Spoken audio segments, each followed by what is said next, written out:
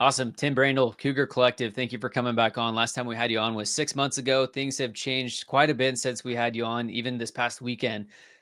Just to give some perspective to the listeners, and if you want to kind of explain what this means, but the House versus NCAA was settled this past weekend. So this settles 3 antitrust lawsuits and essentially claiming that NCAA was illegally limiting earning power of athletes. And so I know that you're a bit more studied with your background. So do you want to walk us through kind of what this means exactly and how it impacts college athletics?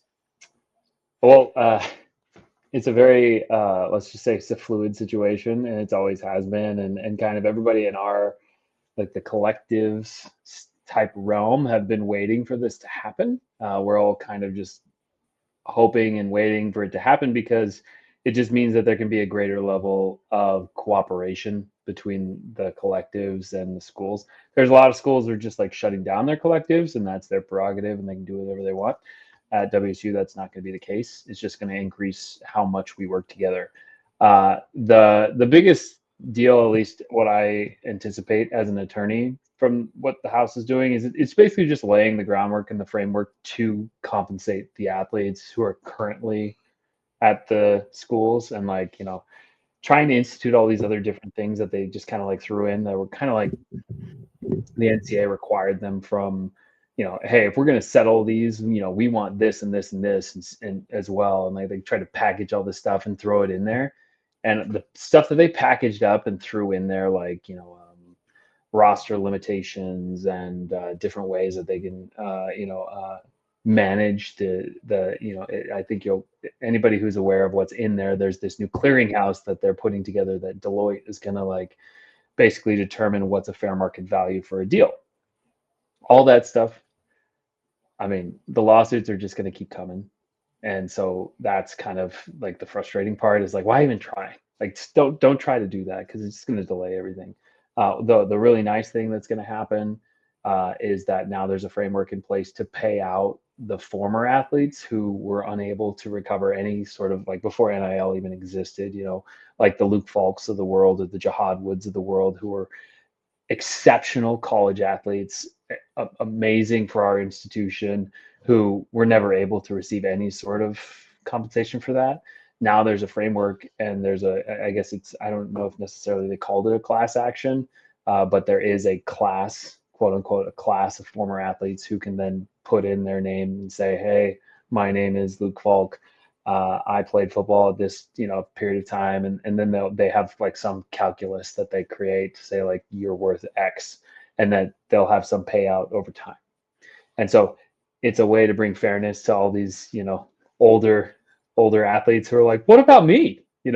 My hope, and I don't know, this is kind of selfish and it doesn't really matter too much to Coug Nation, is like that this will bring some semblance of fairness to guys like Reggie Bush, who when I was in school was like, honestly, we knew we were going to lose. We just went to go watch him. Like, oh my gosh, this guy's amazing. And they took his Heisman trophy away. It's like, dude, anybody who saw him in college, it was like, this guy was clearly like, yeah, and you get it. But hopefully this sets the stage for like, hey, if Pete Rose is getting inducted into the Hall of Fame, then Reggie Bush needs to get his Heisman back. Like, this is crazy, right? But I don't really have anything else. Yeah, so I guess to kind of work off what you just said about the clearinghouse and how it's going to determine a fair market value for a contract, that sounds similar to arbitration, like just thinking of baseball directly. Is that kind of the same thing, to where before a university is able to pay an athlete a certain amount, it has to go through a third party that will determine if they actually deserve more or less? Yeah, so essentially, they're going to require that all contracts over $600 be submitted to this quote unquote portal, for lack of a better word, that's going to be administered by Deloitte. And they're going to have these different standards for determining what a fair market value is going to be for a certain position or a certain athlete in a certain place, right? So, for example, Livy Dunn, the LSU gymnast, she has a couple hundred million like influence. I don't even know the number. She's just very like, her influencers number were insane. So guess what? Her value is worth so much. That's one of the things that they're going to put in there. It's funny because like some of these, you hear these rubrics that they're putting in, like one's like recruiting ranking. how many people you have on these different social media platforms. What do people think of you in terms of what's your overall ranking in Rivals and 247 and On Three and these different things? And you're like, that's not indicative of how like successful you're going to be, but I guess it's how they're trying to like at least try to bring some semblance of objectivity to it.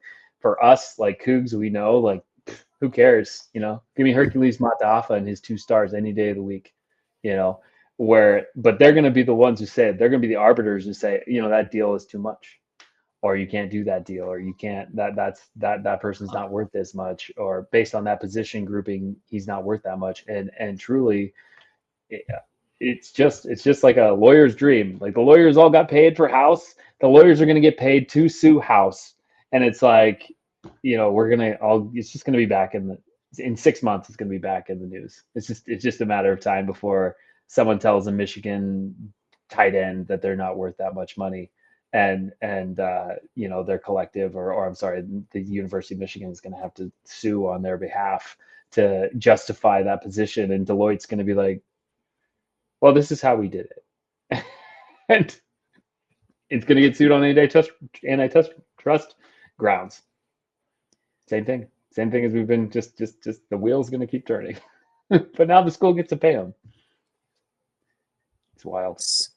So with that, the third party, is that specifically for the athletic stipend that is now being added to where the university directly pays the athlete, or is that also NIL and scholarships and all of that goes through the third party? That's a great question. I don't think it has anything to do with like Alston money or stipend money that comes in from in addition to your scholarships, so books and that kind of deal. I believe this is only strictly related to NIL related house payments, because again, like for the majority of these guys, that it's going to be contract related. Like you're going to have a contract with them for X amount of dollars for X amount of years for whatever it is that they're going to be required to do, because the school is going to have those with these players. Like the school is going to have those contracts to say, here's how much we're going to do, we're going to give you. And just now it's going to come from them as opposed to from us exclusively. So, and once those are created, they'll have to submit them if they're over $600, which, 1099 reporting requirements, they're making over $600. They're going to have to go in this portal. I believe, and if I am operating off limited information because they haven't provided us with it.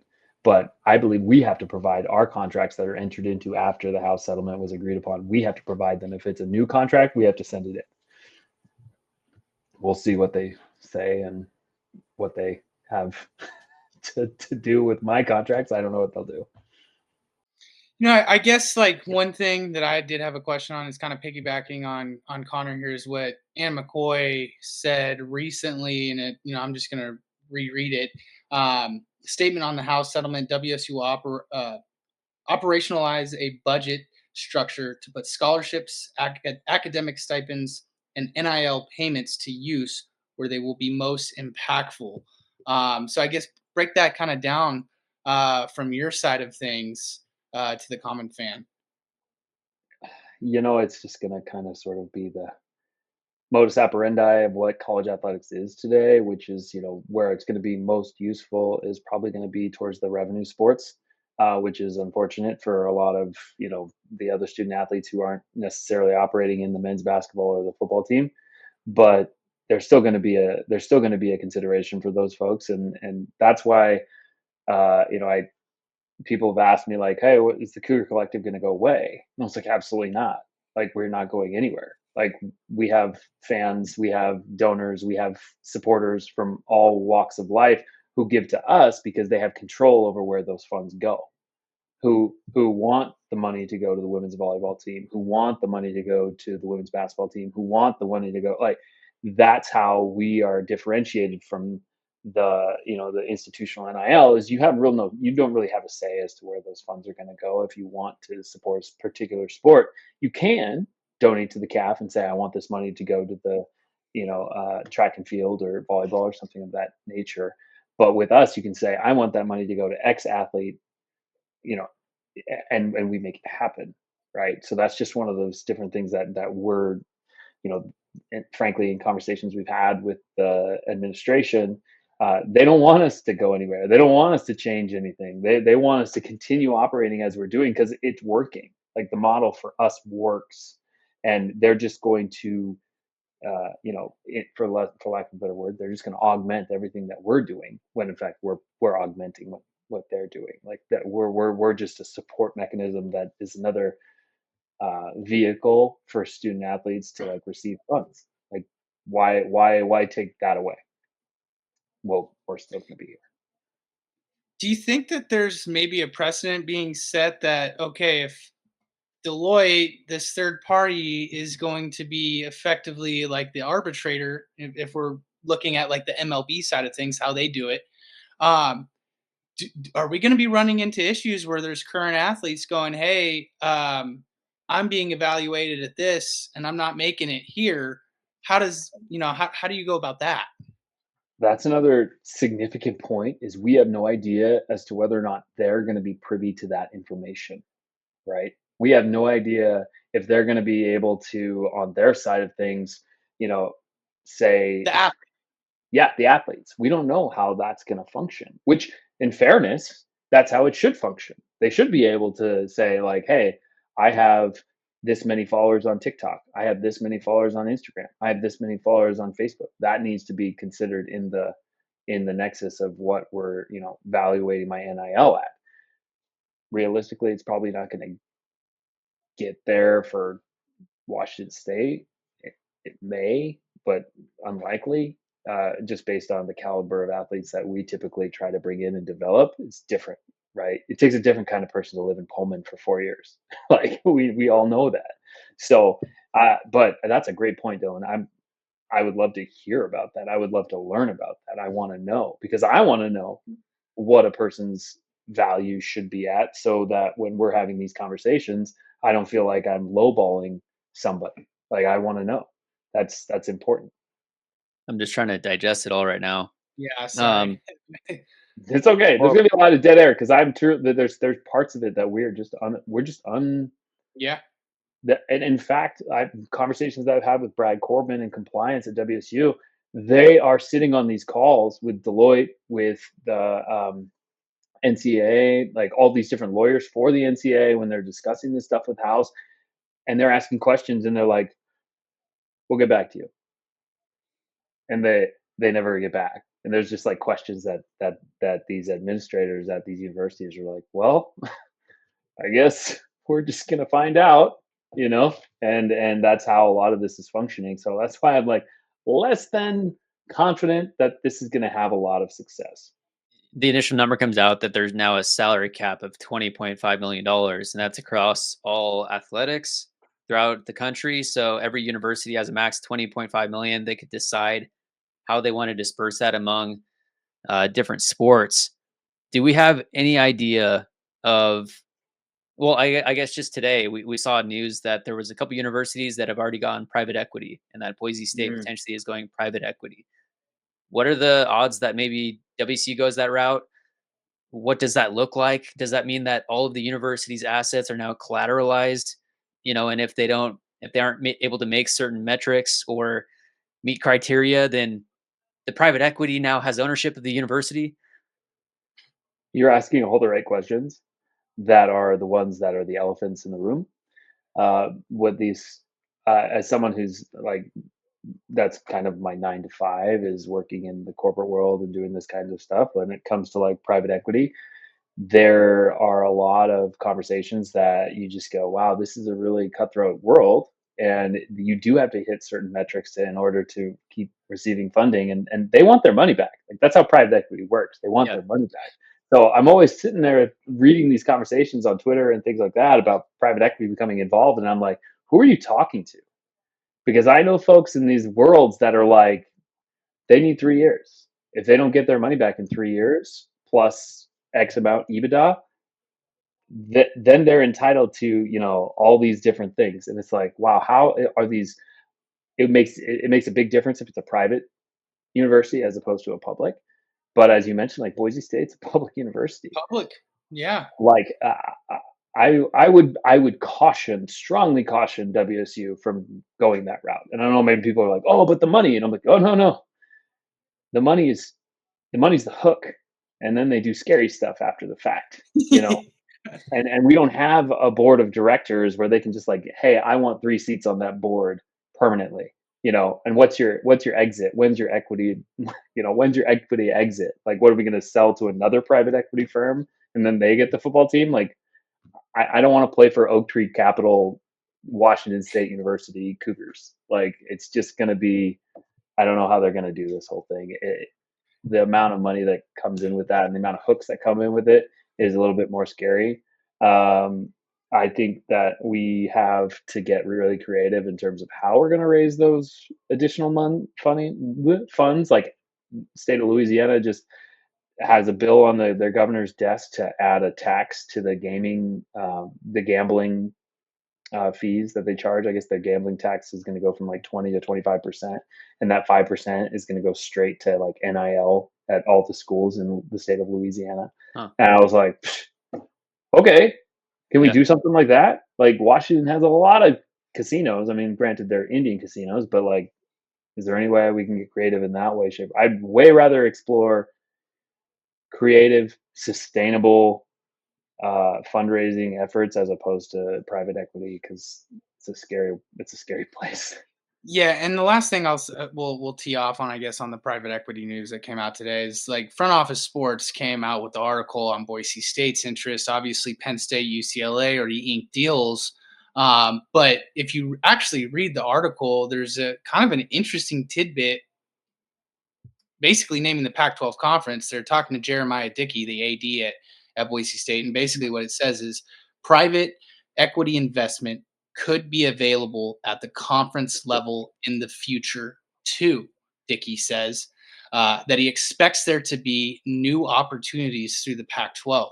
I personally, I think if you're going to go a private equity route, I'd rather my school not be entrenched in it. Maybe the conference, as opposed to the schools. So maybe that's just some of the things that uh, you know ads and our commissioner are taking a look at.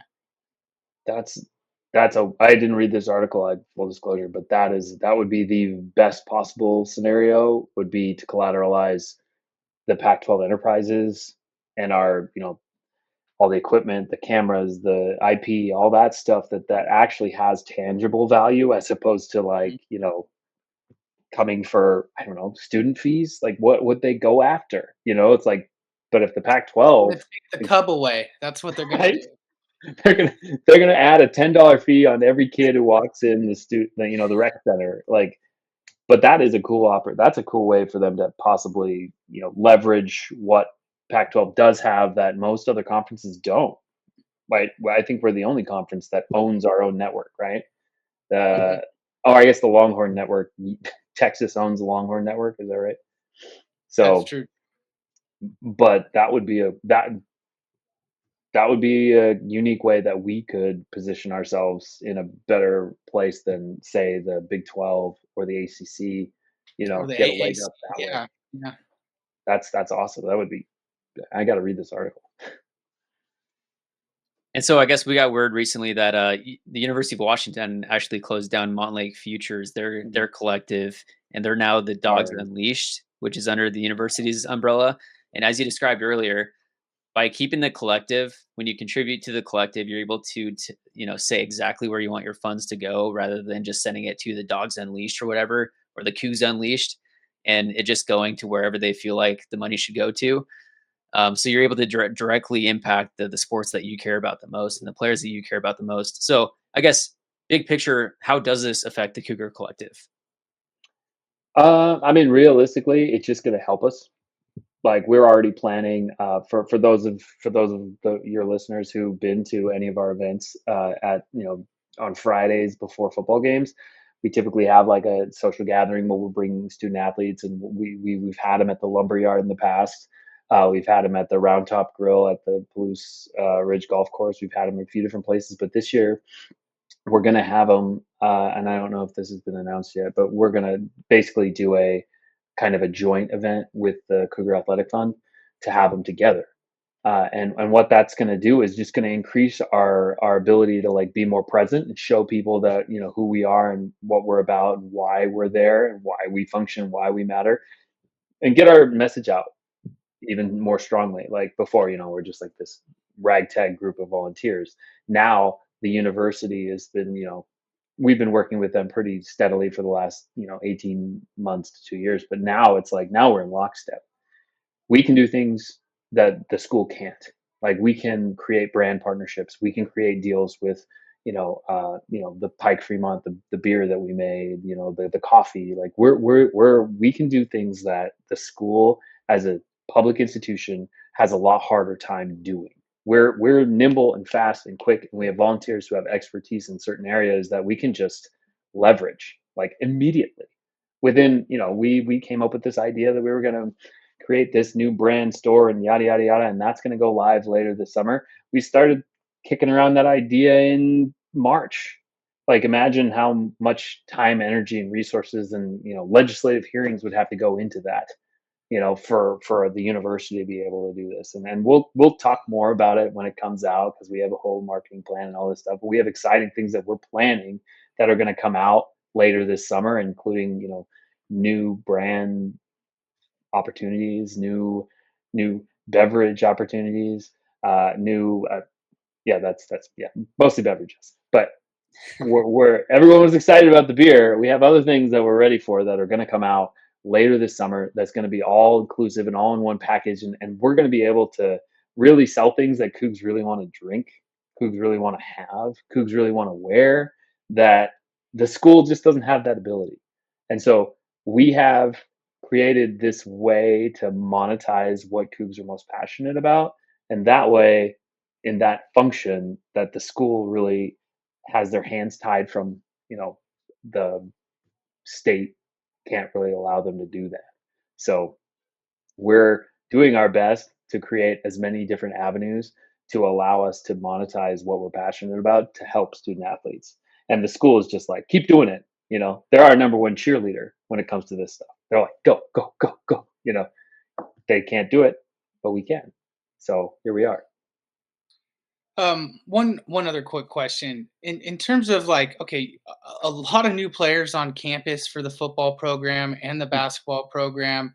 How does this house settlement going to affect in July 1 or July 5th, whatever the Mhm. date is, affect the contracts that you have currently made with all these incoming players? Like, is there a bit of a firestorm ahead for you guys in terms of just like a lot of work, or kind of help us out with uh how that's all being handled? That's a really good question, Dylan. And I prepared for this inevitability. It's probably one of the only times I was a good lawyer. Was putting in like a provision of the contract that basically allows us to then say, hey, this is your compensation package. This is how much we're going to pay you over a 12-month period. However, there may be a time that an affiliated entity may handle some of these payments on our behalf. And what that allowed us to do was basically ink these guys into a contract and say, here's how much you're going to get. And it allowed us to get all the protections that we like, which are, in order to get paid for your name, image, and likeness, you agree that we deserve a buyout in the event that you were to leave in the portal, yada yada yada. We've talked about this before. Like our contracts are protected, and if people don't understand that, I'm telling you now, we have buyout provisions in our contracts that protect us from guys just up and leaving. And we recovered from 3 different athletes in the last cycle. So hopefully that gets people off the sidelines to be like, I'm not going to give them, they're just going to leave. Well, we recovered from 3 different athletes who left. Okay. I'm not going to tell you who. Don't No, ask. that's fine. You don't have Yeah. to tell me. I'm not going to ask that. But I'm guessing in terms of the cycle you're talking about is when Dickert was still on campus, right? With the last coaching staff. That's right. So this all kind of started with Jake and really gotten into place when, November, December last year that we started to like plan out what's going to happen. And everybody knew that the house settlement was going to come eventually. We just weren't sure when. So I might as well just add a little paragraph 8 that said we can, we can modify the terms of this so long as you're just going to get the same amount, right?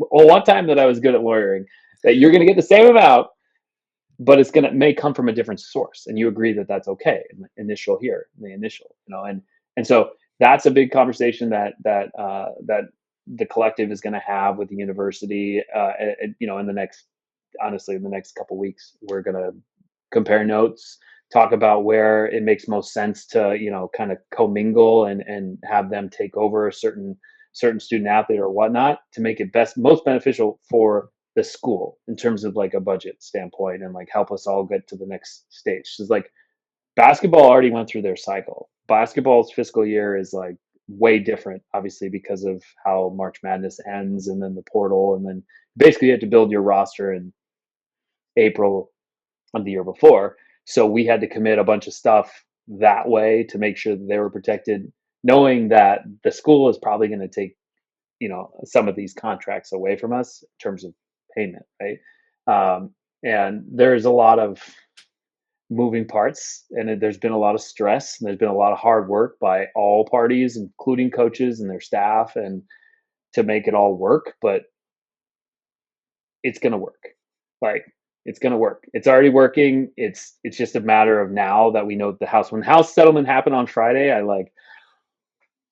I just breathed. I was like, oh, thank you. Like that gave us, the collective, like 3 weeks to a month to be able to like start that process before July 1. I was like, if they waited any longer, it was just going to get, the stress was going to get bigger and bigger, both from us as well as the school. Cause they're just sitting there going, what are we going to do if this happens? What is it?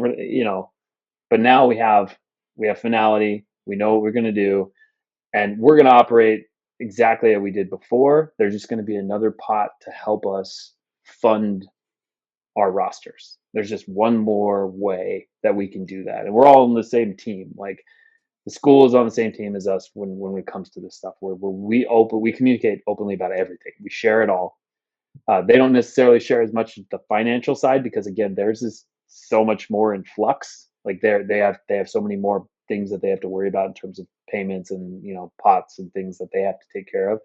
But we're just the steady hand that says, here's how much we're going to bring, here's how much we have available, here's what we can do for you in terms of a forecast, here's what you can offer your coaches. And it just, I'm glad it's over. I'm glad it's over at this stage, so that we can just get to work, as opposed to worrying about the unknown. There's the fact that Mount Lake Futures went away is hysterical to me. That just makes me laugh, because like they brought no other value other than just being a funnel. We bring value for all these different reasons. They were just like, oh, we're going to make this Red Hook beer, and not to slander anybody, but man, that beer is terrible. I've had it. Have you had it? You probably haven't had it, but I had it because I wanted to try it, and it was I saw the bad. purple on the can. I put it down. I had market research, and it was not good compared to what we have. Let me put on my bad lawyer hat real quick. In other sports, there's clauses to where, for example, like if they're a baseball player in Japan coming over to the US, and if they come before a certain time, then the baseball team over here in the MLB has to pay that team over there a certain percentage of their new contract. Is there something that you can write into the clauses here to where you bring in a guy at WSU, you sign him to an NIL contract, and you say, if you do leave, okay, there's the clawback, but your university is on the line for 10% of your new contract. And so assuming that WSU athletes are going to continue to go from a no name to a big name to now somewhere else, you're able to capitalize on them growing their value over time. That would be the dream scenario for us. The real issue, truly, especially this year, was that there was so much unknown going into what the House settlement was going to do in terms of like the values, that what you're asking for basically requires people to sign long-term contracts, right? And none of these guys or girls were willing to be like, put pen to paper on a 2-year deal. For most, we offer like a few different options and say, here, this is what a 2-year deal would look like, this is what a 3-year deal would look like. And there's automatic, just kind of like an employment contract, for us, Joes, that there's a built-in like incremental increases that say, like that assume you're going to improve, right? Assume you're going to increase the value. None of the folks we offer those to bit at those longer term ones. They all took the 1 year. and the 1 year had a substantially lower amount. But at some point, if that becomes like what the standard is around the country, and now that there's going to be a certain, like, hopefully, maybe in like my wildest dreams, the Deloitte thing doesn't get sued, and that there is some kind of balance or normalcy to the amount of money that these guys and girls are getting paid, that we could actually do that and it would work effectively.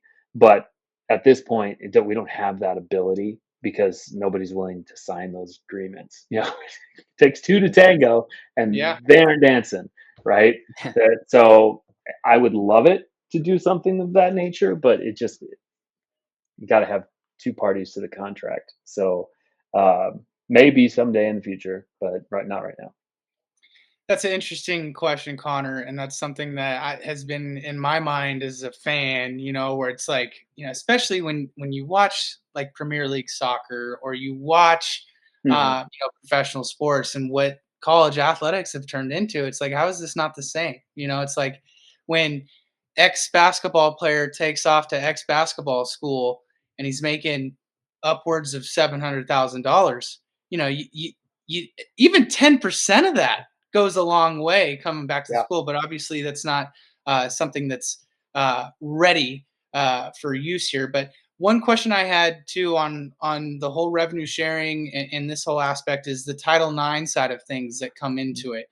Can you help with any of that? In terms of, okay, obviously you're paying the football program, the basketball program, they're kind of the flag bearers of your university, but we've had a women's soccer program that has been fantastic over here for the years, cross country, track, you name it. I mean, even the rowing team Basketball. is Yeah. an accredited club that the university views as a varsity sport. So long-winded way to get there, but how do you think Title IX, enters the fold? That's the biggest monkey in the room for most of these universities.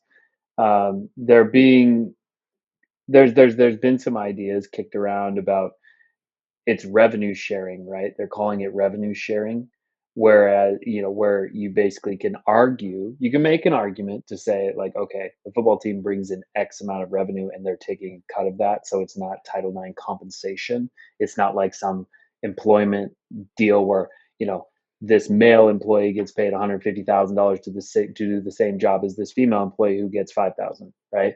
That's the stance that a lot of these administrations are taking. That's the argument. You bring different value, implied value, based on the sport you play because of the amount of money that comes in from what you play, right? That's the stance that they're kind of sort of taking. Put my lawyer hat on. It's not. The NCAA, you're saying, is Yeah. taking that stance. Yeah. Okay. Well, I've heard it from administration level, like, and different people around the administrations of different schools that I've been kind of following about this, and that's kind of the position they're taking. I think the NCAA is probably saying that's what we're gonna say. I don't know. I'm not a like a scholar when it comes to Title IX, but Yeah. I am a lawyer, and I know that a lawyer is going to take that case in 5 minutes when it's presented to them. And you take a position, you take a sport like women's basketball, that's just having a meteoric rise with Yep. players like Paige Buchers, and it the value. How do you say, like, WSU's men's team, who unfortunately, like, we basically only had like 4,000 guys, 4,000 people come to their games. But if you go to a Gonzaga women's game, sold out, right? So whose NIL is worth more, right? Yeah. Whose name, image, and likeness is worth more? Cedric Coward, or this female student athlete who plays at this school where it's a popular sport, like, a Nebraska volleyball player. Like, how is that going to skew? How is that going to skew what Deloitte says is fair market value for an outside hitter?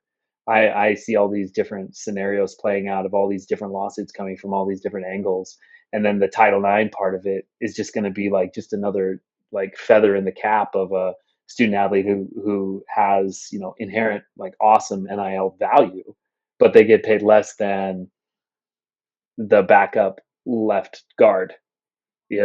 Like, that guy's never going to play, but he's like But Yeah, I see where you're but coming from there. I mean, it's crazy too. I mean, you take a look at the Texas Tech softball pitcher. mhm. I believe she transferred from Stanford. She's making $1 million, Tim. I mean, this Was is that crazy was that money.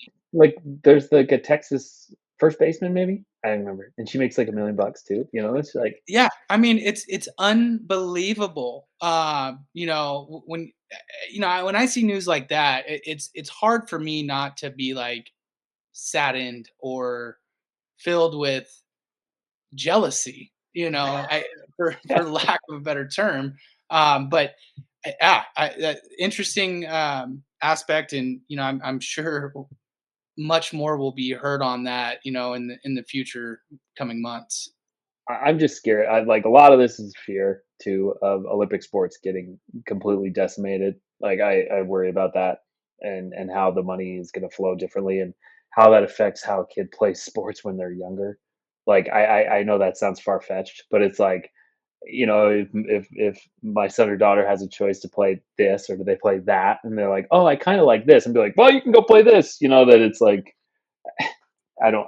That's probably not realistic, but it's just something that I'm worried about because all my sisters were really good gymnasts, and my younger sister went to University of Washington for gymnastics.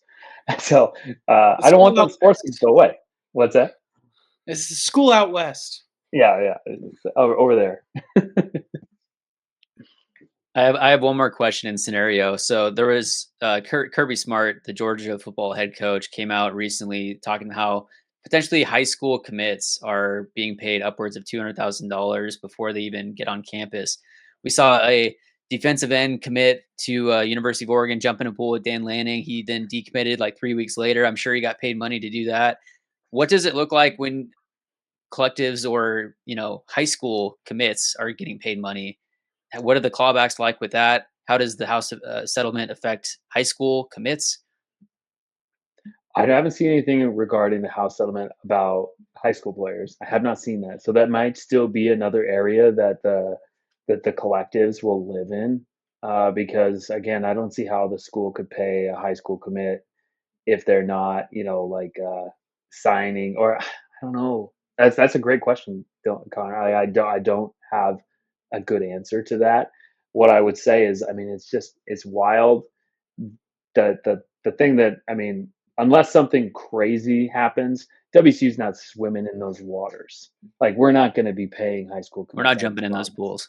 I promise we're not jumping in those pools. Like there's not going to be a scenario where that happens. There may be a scenario where we assist a student athlete with moving costs.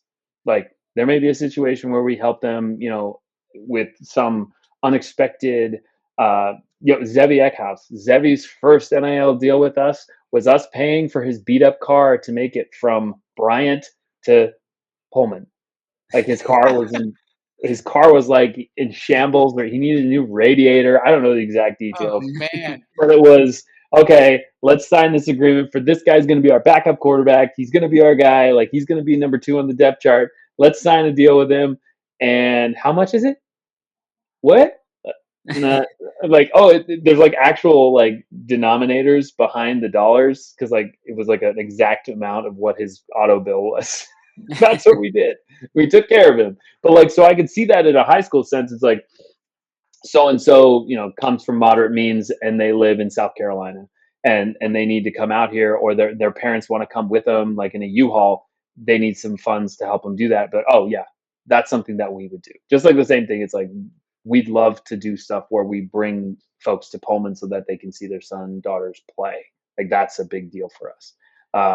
There's that we have an agreement that we're going to help one of our volleyball players' dad come from overseas to come watch. That's one of That's our awesome. that's one of the things we're doing this year, and those are probably the most impactful for me. Like that I think are the most fun because I just love to do cool stuff like that to help people come visit Pullman, right? 'Cause it's what is it? It's the motherland. It's the holy land. It's Home of the Wheatfield Underdogs, baby. Harvard of the Palouse, right? We've got to get people here, and they're like, "Where's Spokane?" And I'm like, "Spokane is about an hour north of Pullman, and we're gonna drive you down there." My last question for you revolves around the basketball team. Mm. So many folks coming from overseas, different passports. How did that work in the past? Because isn't there certain stipulations with an overseas player in terms of earning NIL? And now with Coach Riley being international Riley, does this house settlement help paying, I guess, overseas players in an easier way? Or is it, you get what I'm saying? Yeah, no, absolutely. So up until about 6 weeks ago, the understanding was going to be that the schools were going to be unable to participate in any kind of international NIL payments. But then we started to learn that there are a bunch of schools that are doing it, that the schools are then compensating these foreign players.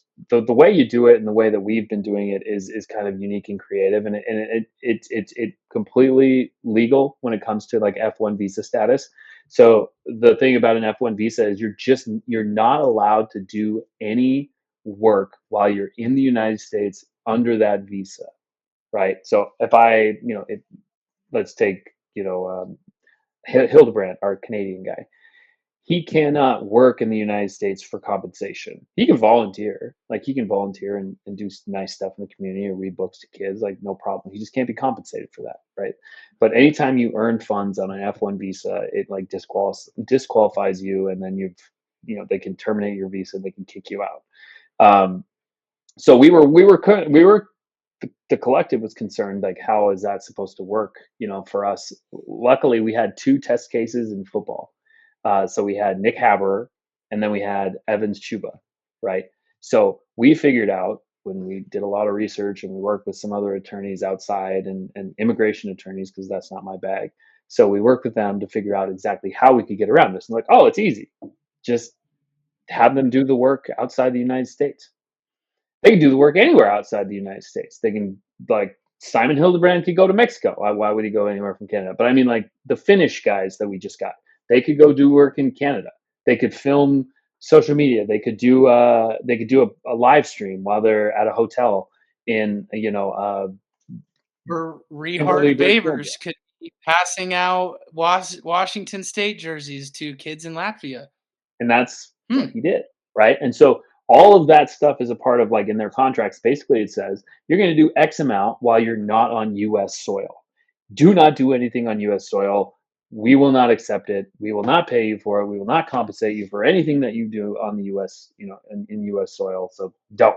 Like we obviously communicate and work with them. They understand. They're the ones who understand this the more than we do. That it's like, can't do anything while I'm in the U.S. And so that has been a particularly not as difficult as it sounds. It was just kind of like a growing pain. We didn't want to mess anything up. So luckily we were able to do that through, 2 years ago with Evans Chuba and Nick Haberer, and figure that out, how it worked, as opposed, small sample size, as opposed to, hey, our entire roster is full of foreign players. Great. Then it was like, okay, well, I know how to do this. This is my first rodeo. Like, let's just do it XYZ. And to answer your other question is like, so finding out that a significant number of both private and public institutions are doing the same thing that we're doing, where they're going to just basically ask these student athletes from foreign countries to do stuff while they're not in the US, that say, hey, here's how all the deliverables that you need to deliver for us, like all these different things. Maybe participate in a camp, maybe, coach a thing and talk about WSU while you're there, and do all these different things like Rehard Favors did and stuff like that. We have that available. Like, the schools are now doing that on behalf of the collective. We thought that was going to be something they wouldn't really want to do. And WSU at first, the attorney general for WSU said, don't do that. Not going to compensate foreign players. And then the collective was like, okay, well, I guess we're going to do everything. And then we heard all these other schools were doing it. And then they changed. Well, we're still waiting for them to give us a final approval to like figure that out. But it's like, hey, how are these schools all doing it and we're not? And they're like, oh, well, we're a little bit worried about the current administration's stance on XYZ. I'm like, okay, I understand that. But what I don't understand is if Oklahoma has a starting center from Nigeria and the administration then were to deport that guy for this, you would have a riot. You know, people would be so angry. Like the entire state of Oklahoma would freak out. And like I'm sure the governor would get mad. I mean, it becomes this whole political nonsense. It's like, I don't think that's I don't think that's what they're worried about at this particular juncture. No one's worried about that at this particular juncture. So we're trying to tell our attorney general, like, can you just try to look at what they're doing and maybe talk to them and ask them how they're doing it, and that way we can make this work. And we're still waiting back to hear like kind of like the final answer on that. But I'm confident they'll be able to get this thing all smoothed out, so it'll make it easier for everybody because there's a So, larger pot. so in terms, if I'm kind of just understanding correctly, the school is working in terms of going that route in terms of um, paying them if they're overseas. So right now it's not a done deal. It's not a done deal. There's a lot of moving parts, but we're confident it's going to be taken care Okay. of because truly that's whatever. But like, I mean, a lot of the WCC schools, if you just see any WCC school or Atlantic 10 school that has a foreign player, they don't have collectives or big ones. They have, now that they have the house settlement, they're like, whew, like I hope everyone pays real close attention to men's basketball next year and the year after that, because those A10 schools Big and East, those W, big, yep, yeah, all WCC. those schools Hmm. don't have an elephant like football to feed. They don't have that. So guess who they're going to start competing with? All the big Yep. boys, you Why do know, you think they're Kevin gonna, Willard left Maryland for Villanova? I mean, yep. you're seeing this happen now with Mhm. coaches. I mean, it's even Richard Pitino. I mean, yeah, granted, you want to play 2 games against Ricky at St. John's, but a lot of this goes into Sean Miller staying at Xavier. It's a huge advantage for A10 It's and a Big huge, East schools. I'm glad you're well aware of that too. the SEC and the Big Ten are going to get real mad real fast, and there's going to be changes. I just know what's going to happen. They're going to start losing, like guys on their roster are going to get pulled by places like Gonzaga. And they're going to be like, "Whoa, how did that happen?" Be like, "Well, Gonzaga didn't have to pay for the left tackle, so they could They offer didn't double have to for pay the." your second string quarterback, your third string quarterback 5 or 6 figure money.